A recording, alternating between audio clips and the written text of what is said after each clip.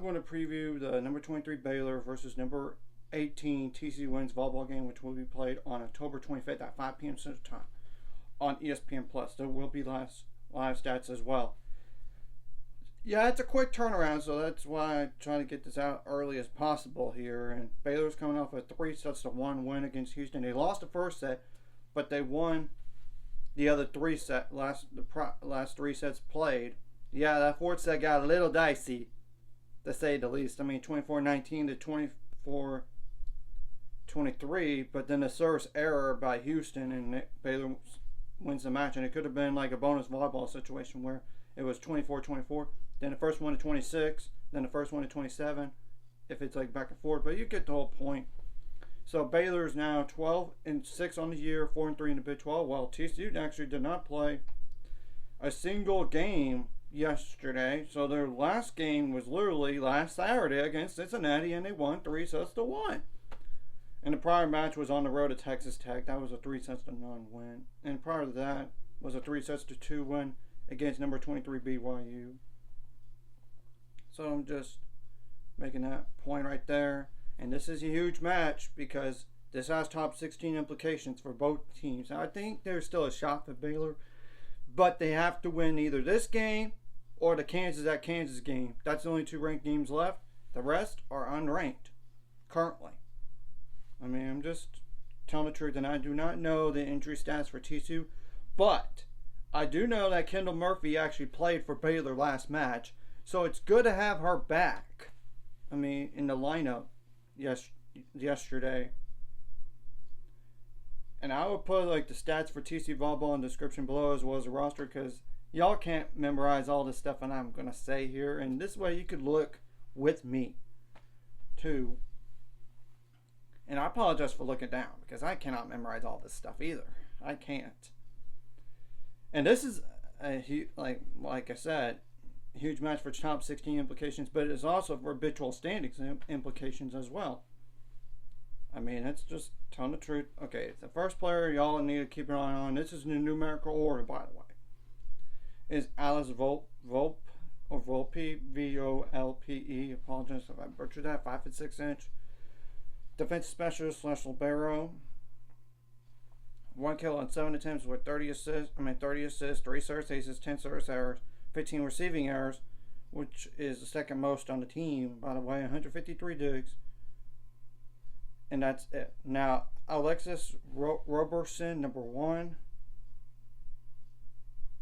a 6'3" middle blocker that is a redshirt sophomore.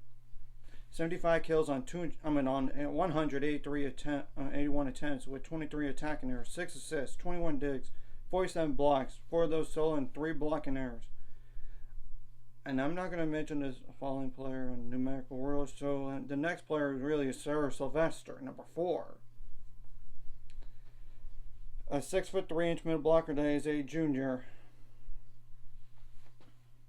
50 kills on 137 attempts with 10 attacking errors, 8 assists, 5 service aces, 4 service errors, 1 receiving error, 22 digs, 83 blocks, which is the most on the team by far, with 5 of those being solo, which that's not the most in solo blocks, but you get the point, it's mostly assisted, and 4 blocking errors. Then it's Jalen Gibson, number 5, which she is a 6'2" outside hitter that is a junior.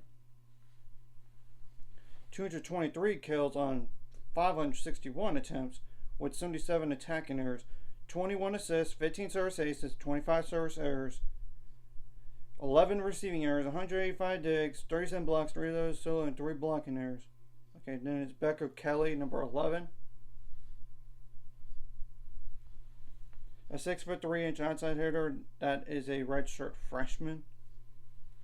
170 kills on 401 attempts with 75 attacking errors, 6 assists, 1 service ace, 7 service errors, 4 receiving errors, 52 digs, 42 blocks, 8 of those solo, and 3 blocking errors.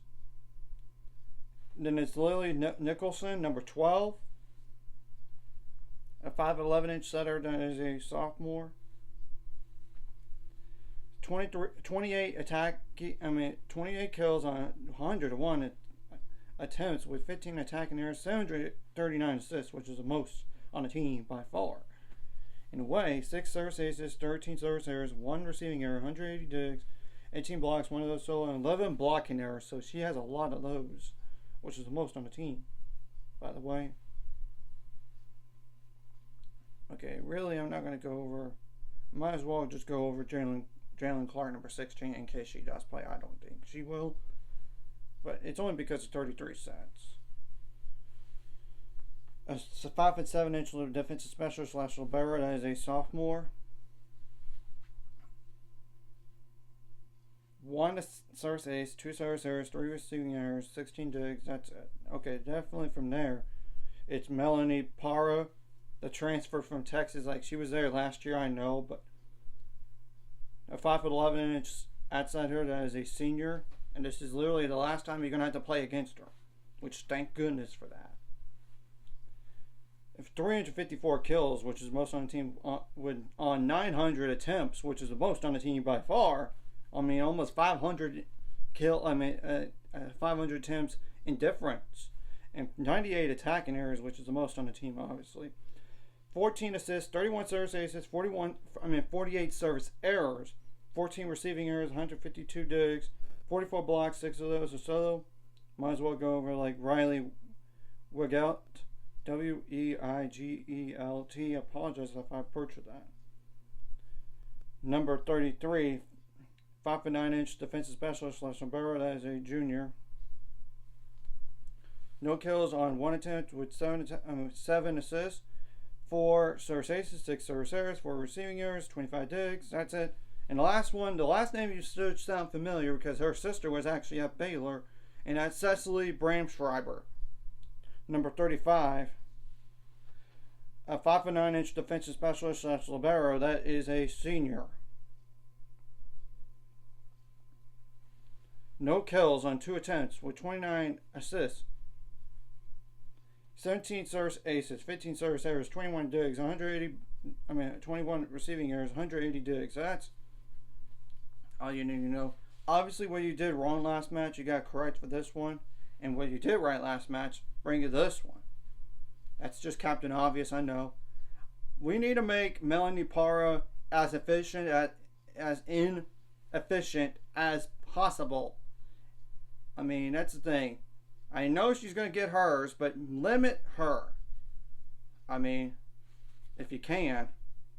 Of course, shut down the other players as well. But most in particular, her. Make someone else beat you. Like a Jalen Gibson, a Becca Kelly. I mean, that's only 3 players with 170 kills or more on the year. Just those 2. Try to make somebody else do it. And not Melanie Parra necessarily, but yeah, and you got to, across the board, you got to come out with energy. I know it's coming off of a quick turnaround, but you got to match their energy because they are well rested. I'm telling you that right now, and you got to make adjustments on the fly, not just from like from set to set, but I'm talking about during the set as well, and all this. And you need to limit the scoring runs as much as possible for TCU, unlike that last time. And it is a revenge match. Remember, Baylor was the higher ranked team going into this last time with TCU, and TCU beat them. Now the pressure is on TCU. 1, they're higher ranked, and they're better in conference. I mean, that's 1, they're higher ranked. 2, they're better in conference. I mean, and 3, they're a top 16 consideration more than you are right now when you look at the rankings and the RPI and the top 16 and stuff, but you get the whole point here. And you got to do good on side outs as well in terms of percentage when compared to TCU. You got to do better than TCU. I mean, and all this. Defensively, like I said, you got to shut down Melanie Parra as much as possible, as well as limit, make their kill percentage low, as in below 200 for the match. I know against Houston, I know that first set was rough with Houston's offense, but then Baylor shut them down for most of the time, rest of the way. So or slow them down enough. Obviously, you want to have less attacking errors than TCU, and if TCU does attacking errors, it is what it is. I mean, that's the thing. And same thing goes for the service errors. If they do that, they do that. You don't want to have like rotation errors or foot faults. But if TCU does that, it's on them, and you can't let like one questionable call get in your head. And yes, I know you have a challenge, but you got to move on to the next play and make plays to win. You got to out hustle TCU. You got to out dig TCU. I mean, if you can. I'm just saying. And you got to have variety in offense. And as you can tell on TCU stats, it's really just 3 players, but especially Para. You got to be aware of her. And I know they have other players that could hurt, but I'd rather not have her hurt you as much. But I'm sure they're going to make adjustments from the last time against TCU into this one. I'm trust Ryan McGuire and staff to do that. I trust them, and I know the players are very motivated. They don't want to lose to a rival again. And Ryan McGuire does not want to lose to his assistant again. I will say you need to find a way to win that first set, because I know you lost the first set last match, and then one other time you came back to win. But when you lose the first set, statistically every loss has been with the first set loss. But if nothing else, you got to come out in set 2 and get that set 2 and get the set 3 and win it. So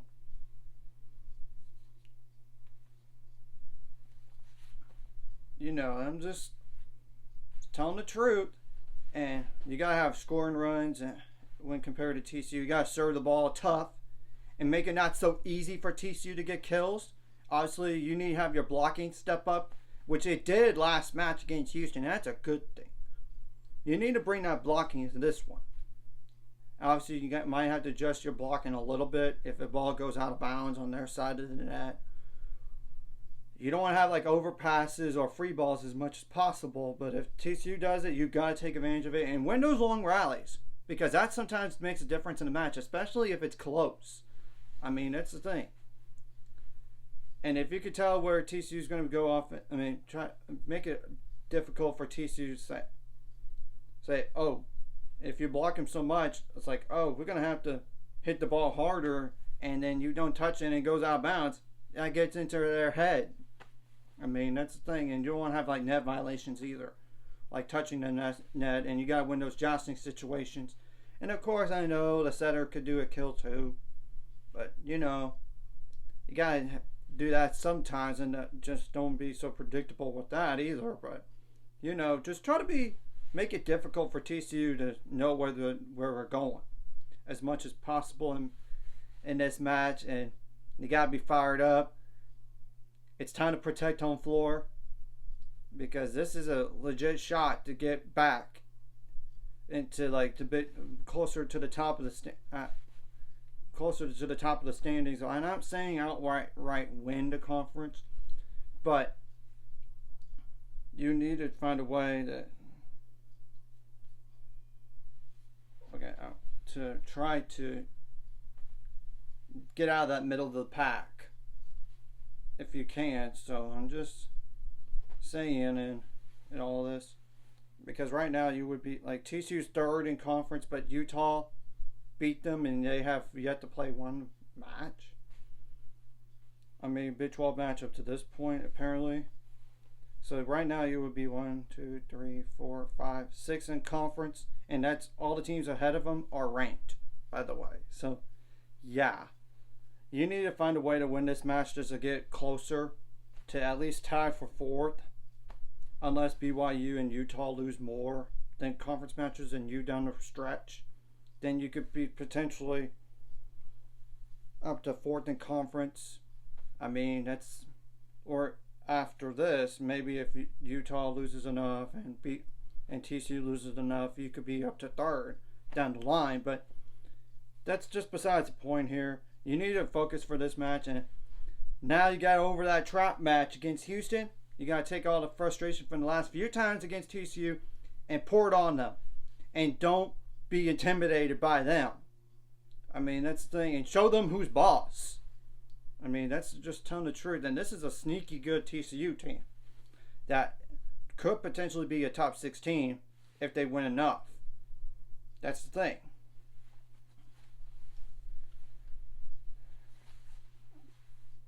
I'm trying to think of some other factors. And if they do net violations, they do net violations. That's the thing on that. And if they do overpasses, you got to take advantage. Or free balls, you got to take advantage. You got to get some service aces, because that does help to have like some aces without having being rallies sometimes. And if nothing else, try to take away that quick middle attack, or even their like Melanie Parr or the other outside hitter attack.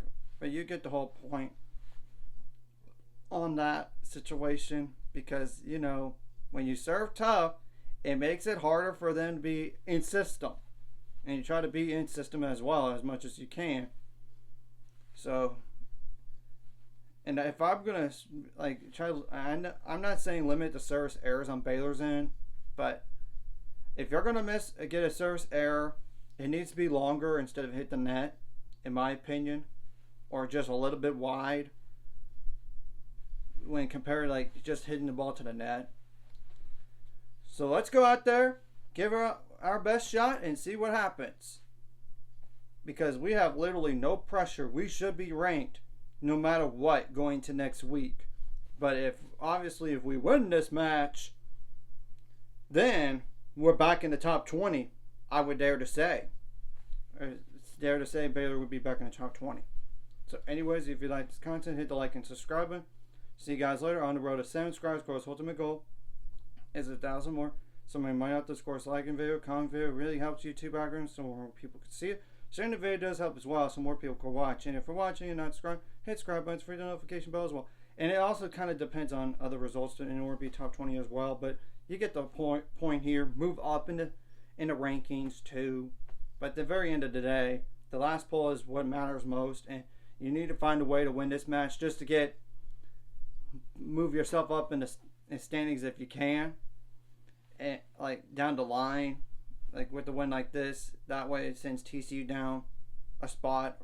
And you give yourself a possibility to be a top 16 seed again if you get this type of win. Now, I know TCU's not a top 16 team right now. I know they're not, but you can't deny a win like this would help not only just for a top 16, but it helps your RPI as well. So I'm just making those points there as well.